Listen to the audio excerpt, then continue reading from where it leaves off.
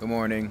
Um, just want to talk about some stuff that I discussed with a few different people, and my sister gave me a good idea about maybe I should record some of these things, and here I am.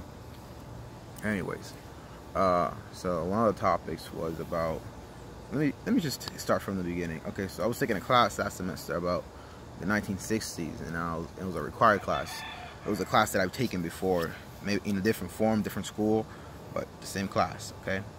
The only difference, there was some useful stuff that I did learn from the class. I'm not gonna deny that, which are some basic fundamental stuff about history, which honestly I could have probably done. I could have given more attention to it, but like, just that I've learned the same thing so many times, and like it's happened to me so many times. It's kind of it just aggravating sometimes. But anyways, aside from that, it was a useful class for sure. But we were learning about the 1960s, right?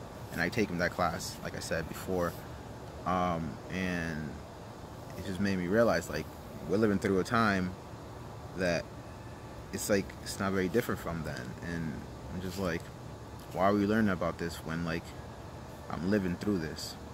How are you gonna tell me how to live my life when I'm doing it right now? We're all doing it. We're living literally through a counterculture, and we don't even realize it. Like, the impact that we can make in the world today, literally by just saying the right things, posting the right things, liking the right things, it makes a difference. Literally, if I don't like something, or I feel like that's like too exposing or too just not really.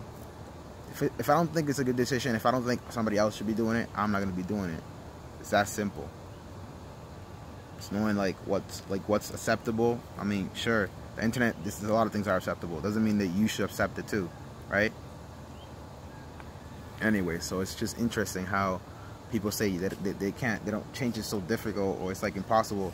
But they don't even have to say it. They just live through it. So it's like they don't really do much. I'm not saying that everybody's like that. I'm just saying most people are, because if most people were that way, then their lives would change in any moment, like pretty quickly, right? But you know, people don't like to listen, so sometimes you got to show it to them. You got to show them proof that life could be different, could be better. So, you know, you got to do it. Anyways, like I was saying before, we're literally living through a counterculture, when literally like a picture of an egg makes a bigger impact than somebody getting killed like literally down the street. You learn about it much faster than somebody who literally gets killed down the street. Like, what the fuck? Why shouldn't people who watch the news be able to make a bigger impact from that person? Maybe do something, be more aware of their surroundings at least, so that wouldn't happen, so you can stop it, prevent it in any way. You know what I mean? Instead of liking a picture of an egg, not trying to bash on it. I have no idea what the impact of that was, or what was the even beginning of it, but still, it's like, really? Yes. But I just want people to be aware that it's changed. We literally have the capability to cause change in our hands by just liking a picture, sharing a video. It's called communicating. It's sharing information. Hopefully, from this video, maybe you'll be able to like stop sharing stupid shit that don't matter and start sharing the things that do matter, and you want people to know about, so they become more aware, more informed, and less ignorant. I'm not saying people are ignorant. I'm saying they choose to be ignorant.